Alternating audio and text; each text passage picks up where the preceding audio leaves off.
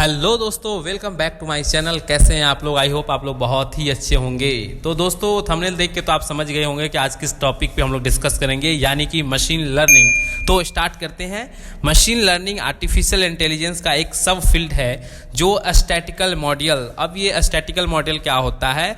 तो basically data के साथ मैथमेटिकल चीज़ों को एनालिसिस करना, उसे समझना और रीजनरेट करना जैसे एक्टिविटीज़ को स्टैटिकल मॉडल कहा जाता है।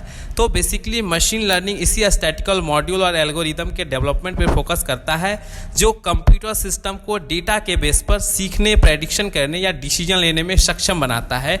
मशीन लर्निंग का मुख्य उद्देश्य किसी कार्यों को अपने एक्सपीरियंस के आधार पर करना, ना कि किसी प्रोग्रामिंग की मदद से।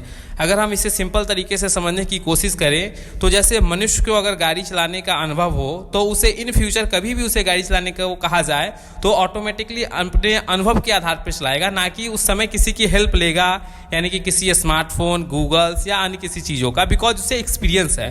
तो इस ओवरऑल प्रोसेस को मशीन लर्निंग कहते हैं। मशीन लर्निंग के कुछ इंपॉर्टेंट पॉइंट्स है जिससे ये रिलेट करता है। तो फर्स्टली पॉइंट है डेटा इन मशीन लर्निंग।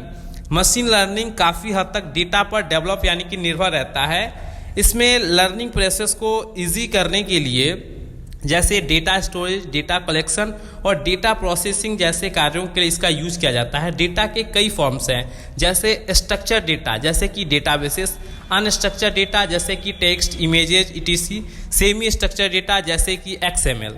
सेकेंड पॉइंट है लर्निंग। तो मशीन लर्निंग एल्गोरिदम को नेक्स्ट हम डिस्कस करेंगे कि एल्गोरिदम क्या होता है। तो बेसिकली मशीन लर्निंग एल्गोरिदम को डेटा से सीखने के लिए डिज़ाइन किया गया है। इस लर्निंग प्रोसेस में आमतौर पर डेटा के भीतर पैटर्न, रिलेशनशिप्स और इनसाइट्स को आइडेंटिफाई करना, इसका उद्देश्य मीनिंगफुल जानकारी निकालना है जिसका उपयोग सही प्रेडिक्शन और डिसीजन लेने के लिए किया जा सकता है। थर्ड पॉइंट है एल्गोरिदम।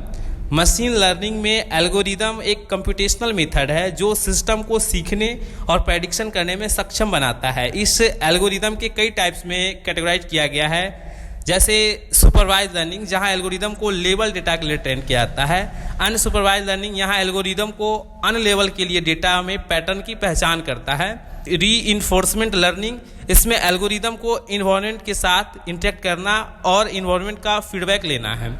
फोर्थ पॉइंट है जनरलाइजेशन यानी कि सामान्यीकरण।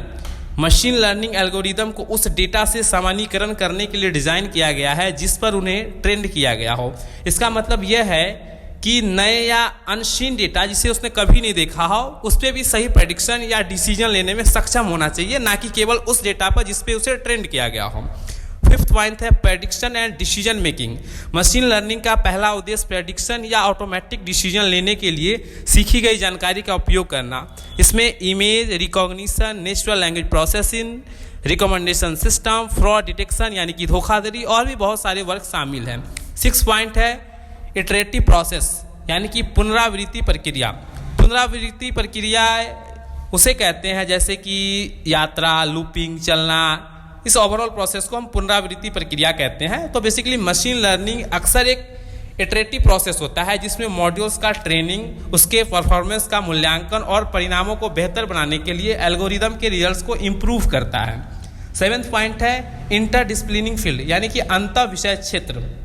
एल्गोरिदम को प्रभावी ढंग से डेवलप करने और इम्प्लीमेंट करने के लिए machine learning computer science, statics, mathematics और डोमेन स्पेसिफिक नॉलेज को अप्लाई करता है। आई होप आप लोगों को वीडियो समझ में आ गया होगा। तो वीडियो को लाइक करें, शेयर करें और चैनल पे नए हो तो चैनल को सब्सक्राइब करें ताकि ऐसे ही यूजफुल वीडियो आप लोगों के साथ शेयर कर सके। Thank you.